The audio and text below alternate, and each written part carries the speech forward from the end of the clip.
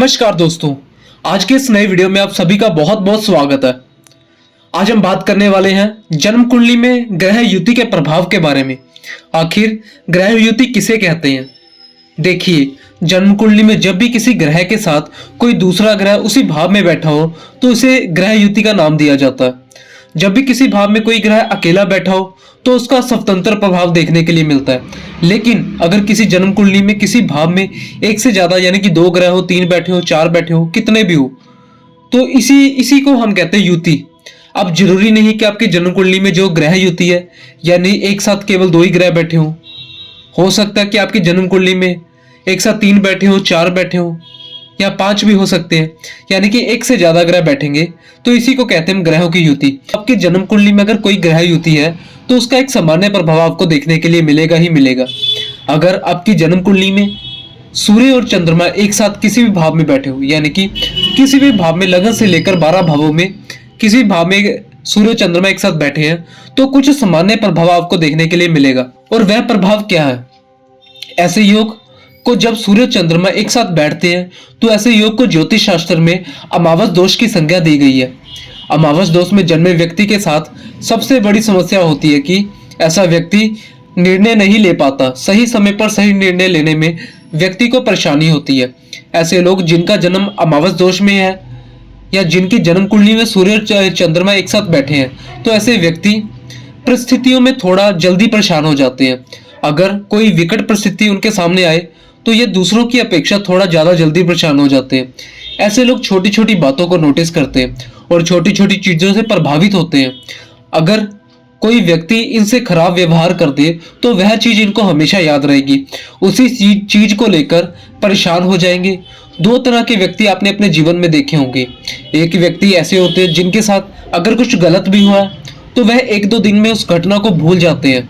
लेकिन ऐसा व्यक्ति होगा कि अगर उसके साथ कोई दुर्घटना होगी तो व्यक्ति उसे जीवन पर्याप्त याद रखेंगे।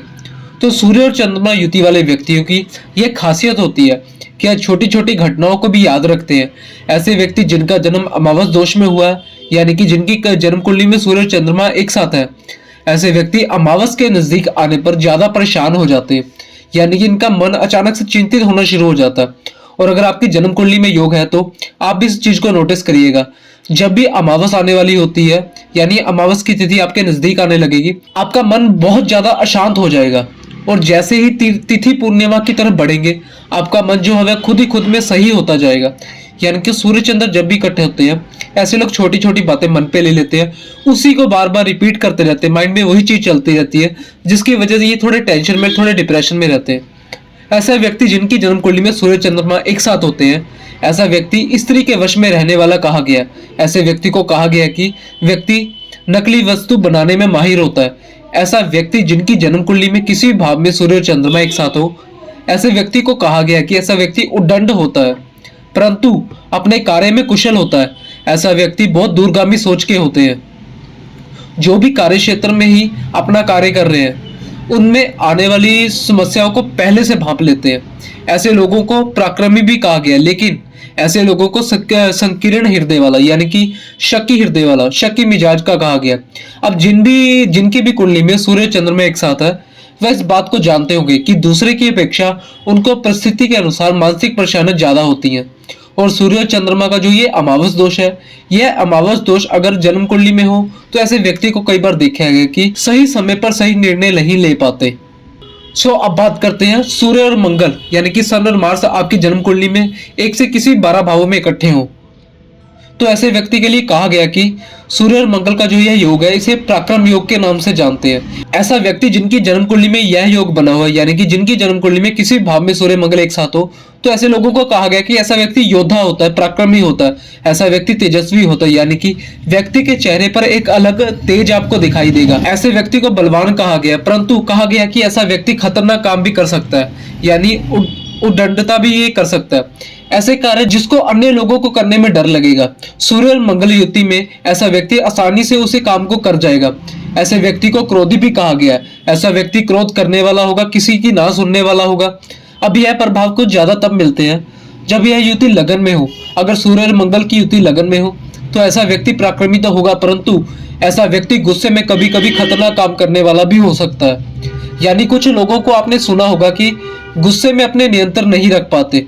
यह वही योग है जिस व्यक्ति के यह योग लगन में बना हुआ हो और लगन में शुभ ग्रहों का प्रभाव ना हो, तो व्यक्ति अपने गुस्से पर काबू नहीं रख पाता और इनका गुस्सा बहुत ही खतरनाक होता है।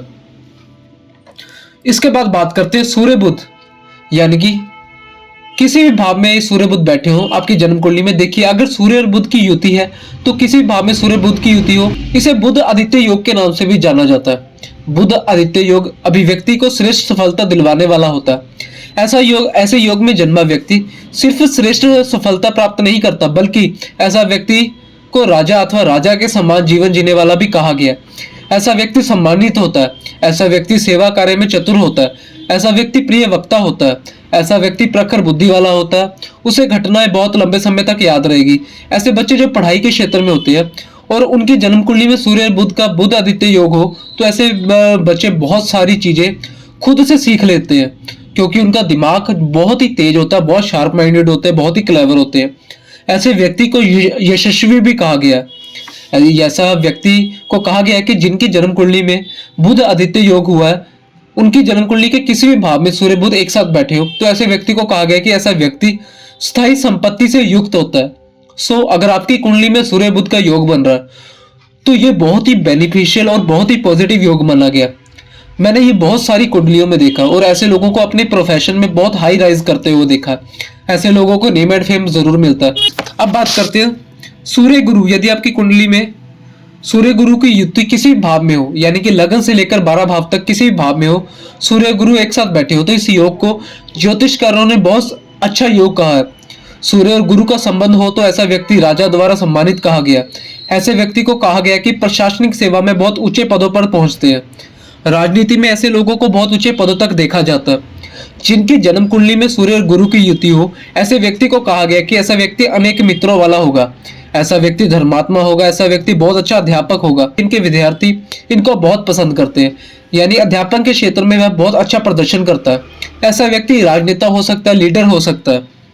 ऐसा व्यक्ति गंभीर परिस्थितियों में भी अपना आपा नहीं खोते और ऐसा व्यक्ति दूसरों को बहुत अच्छी सलाह देते हैं। सूर्य और गुरु की युति को सभी ज्योतिषकारों ने लगभग बहुत ही अच्छा बताया।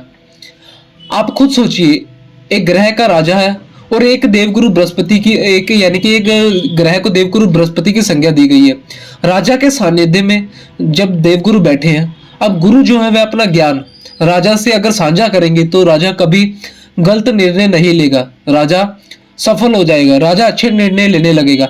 यानी राजा और उसको ज्ञान देने वाला गुरु जब भी जन्म कुंडली में एक साथ बैठे हो, तो यह युति अगर किसी भी अच्छे भाव से संबंध बना ले, तो ऐसे लोगों को कहा जाता है कि उनके जीवन में 50% यानी कि उनकी परेशानियां उन तक पहुंच ही नहीं पाती। इस योग से जो है परेशानियां खत्म हो जाती है।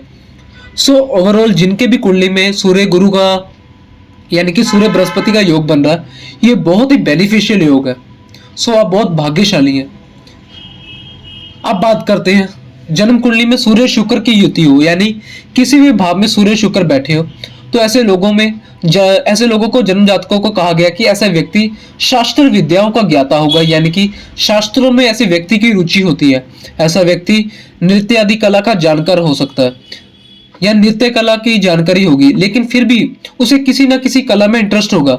अगर नृत्य का शौक नहीं होगा, बट किसी ना किसी कला में उसको इंटरेस्ट होगा, वह उसी कला में माहिर होगा, खुद से सीख भी लेगा। ऐसे व्यक्ति को कहा गया कि नेत्रों से दुर्बल होते हैं। ऐसे लोगों को देखा होगा कि जिनकी जन्म कुंडली में सूर्य और शुक्र एक साथ बैठे हो, व्यक्ति को चश्मा बहुत जल्दी लग जाता है, यानी कि नेत्र इनके दुर्बल हो जाते हैं, कमजोर हो जाते हैं। ऐसे व्यक्ति को अपनी छोटी आयु में चश्मा लग जाता है। ऐसे व्यक्ति को कहा गया कि स्त्री से धन लाभ और कार्य में कुशल होते हैं, यानी ऐसे व्यक्ति अपने कार्य में पारंगत होते हैं। जिस कार्य को अपने हाथ में लेंगे उसे पूरा करने के बाद ही रेस्ट करेंगे, यानी कार्य को अंत तक निपटा कर ही बैठेंगे। ऐसे व्यक्ति बहुत अच्छे सलाहकार कहा गया। सूर्य शुक्र की यदि युति हो तो ऐसा व्यक्ति दूसरों को इतनी अच्छी सलाह देता है कि हमेशा दूसरा व्यक्ति को फायदा ही होता है, यानी यह बहुत अच्छे सलाहकार कहे गए हैं। पर सूर्य जब भी किसी ग्रह के साथ बैठता है, यानी कि सूर्य की रोशनी बहुत होती है, सूर्य में प्रकाश होता है, सूर्य एक गर्म प्लेनेट है। जब भी शुक्र के साथ बैठेगा तो कहीं ना कहीं शुक्र की चीजों को आपकी बॉडी से ये थोड़ा कम कर देगा।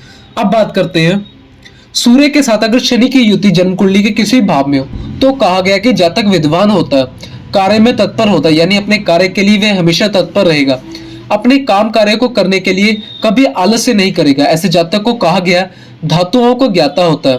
ऐसा व्यक्ति अपने कार्य को धीरे धीरे करता है लेकिन संपन्न करता पूरा करता है। ऐसा व्यक्ति जिनकी जन्म कुंडली के किसी भी भाव में सूर्य और शनि की युति हो, ऐसे व्यक्ति को अपनी मेहनत का परिणाम कुछ विलंब से मिलता है। ऐसे व्यक्ति को जीवन में संघर्ष का सामना करना पड़ता है। ऐसे व्यक्ति का जिनकी जन्म कुंडली में सूर्य शनि एक साथ हो, ऐसा मैंने देखा है कि बहुत सारी जन्म कुंडली में पिता और पुत्र के बीच में प्रेम तो बहुत होता है लेकिन एक उचित दूरी इनमें बनी रहती है। ऐसा मैंने बहुत ही जन्म कुंडली में देखा। जिनकी जन्म कुंडली में सूर्य और शनि एक साथ हो, ऐसे व्यक्ति के जीवन में संघर्ष जरूर होगा लेकिन अंततः जो है संघर्ष के बाद भी ऐसा व्यक्ति अपने कार्य को यानी कि अपने दम पर सफल करता है। ऐसा व्यक्ति विरासत पे मिली सफलता को ठुकरा कर भी खुद के बल पर आगे बढ़ना पसंद करता है। जन्म कुंडली में अगर सूर्य और शनि की युति हो तो आप देखिएगा कि पुत्र के अंदर एक भावना ऑलरेडी डेवलप हो जाती है कि वह विरासत में मिली सफलता को कभी अपनी सफलता नहीं समझता, अपने दम पर सफल होने की कोशिश करता है, और जो कि बहुत अच्छी बात है। इस प्रकार में सूर्य और शनि अगर जन्म कुंडली में किसी भी भाव में एक साथ बैठे हों तो यह कुछ सामान्य प्रभाव आपको देखने के लिए मिलेंगे। लेकिन हाँ, जन्म कुंडली में जब भी कोई ग्रह यानी कि कोई भी ग्रह की युति बनती है तो वह भाव विशेष से संबंध बनाने के बाद ज्यादा प्रभावित हो जाते हैं। अब जैसे मान लीजिए सूर्य और बुध का बुध आदित्य योग है। यह योग लगन में हो, पंचम में हो, दशम में हो, एकादश में हो, सप्तम में हो, इसका प्रभाव कुछ अलग और बहुत ज्यादा देखने को मिलेगा। अब यही जो युति अगर अष्टम में हो जाए, हालांकि अष्टम भाव में यह युति कुछ सामान्य प्रभाव तो देगी परंतु वह प्रभाव नहीं दे पाएगी जो प्रभाव लगन में रहने पर देती। यानी लगन में यह युति है तो व्यक्ति को अच्छे परिणाम देखने को मिलेंगे, ना कि अष्टम भाव में अगर युति हो तो व्यक्ति को उतने अच्छे परिणाम देखने के लिए नहीं मिलेंगे। इसी तरह प्रत्येक ग्रह की युति के साथ यह चीज लागू होती है कि यह किस भाव में बन रही है, कितने ग्रह से बन रही है, वह दोनों ग्रह आपस में कितना सूर्य के साथ। जब भी कोई ग्रह सूर्य के साथ आता है तो वह अस्त हो जाता है, यानी सूर्य जो है वह इतने विशाल का है, उनकी रोशनी में वह जो साथ में बैठा ग्रह है उसकी एनर्जी सूर्य से मिलकर हमें मिलती है। इसलिए ग्रह का अस्त हो जाने के लिए यह भी देखना होता है कि सूर्य और उस ग्रह में जो सूर्य के साथ बैठे हैं उनके बीच में कितनी डिग्री का अंतर है। हालांकि ऐसा नहीं कि सूर्य के साथ जब कोई ग्रह बैठता वह अस्त ही हो जाए, अपना प्रभाव नहीं देगा, वह अपना प्रभाव देगा लेकिन वह कितने डिग्री में अस्त हुआ यह देखना भी जरूरी होता है। तो आप जब अपनी कुंडली को देखेंगे तो इन युति के साथ यह भी देखिएगा कि जन्म कुंडली के किस भाव में बनी है, दोनों ग्रह डिग्री से कितना मजबूत है, इनके ऊपर किन ग्रह का प्रभाव है और इन दोनों के बीच में कितनी डिग्री की दूरी है, तभी आप इसका सही फलादेश कर पाएंगे। अब मैं आपको बताता हूं, जब भी जन्म कुंडली में सूर्य राहु इकट्ठे हो, इसमें आप सूर्य राहु को और सूर्य केतु दोनों को एक साथ ले सकते हैं। सूर्य राहु जब भी कुंडली में इकट्ठे हो तो इसको सूर्य ग्रहण कहा जाता है। अब सूर्य क्या है? सूर्य व्यक्ति खुद है। राहु क्या है? राहु बदनामी भी है, राहु कलंक भी है। ऐसा भी कहा जाता है कि जब भी ऐसे लोगों की जिनकी भी कुंडली में सूर्य राहु इकट्ठे हो तो इनकी लाइफ में संघर्ष होता है, कोई ना कोई इनकी लाइफ में बदनामी का एक रीजन हो जाता है, यानी कि एक बार लाइफ में कोई ना कोई कलंक लग जाता है। तो इसको यानी कि सूर्य राहु का इकट्ठा होना अच्छा नहीं माना गया, बहुत सी चीजों के लिए अच्छा नहीं होता। ऐसे व्यक्ति की लाइफ में स्ट्रगल भी होता है। आज के लिए इतना ही, और अगर आपको मेरी वीडियो अच्छी लगती है तो वीडियो को शेयर कीजिए, चैनल को सब्सक्राइब कीजिए, साथ ही साथ बेल आइकन को प्रेस कीजिए ताकि आपको अगली वीडियो की नोटिफिकेशन मिलती रहे। और अगर आप लोगों को कुछ भी कंसेप्ट, कुछ भी कंटेंट मेरा अच्छा लगता है, कहीं भी आप रिलेट कर पा रहे हो तो कमेंट बॉक्स में कमेंट जरूर करके बताइए कि कुछ भी आपको पॉजिटिव लग रहा है, नेगेटिव लग रहा है, जो भी आपको लगता है बिंदास कमेंट बॉक्स में कमेंट करके बताइए। अगर कोई कमी है सुधारने की कोशिश करूंगा। आज के लिए इतना ही। जय श्री महाकाल।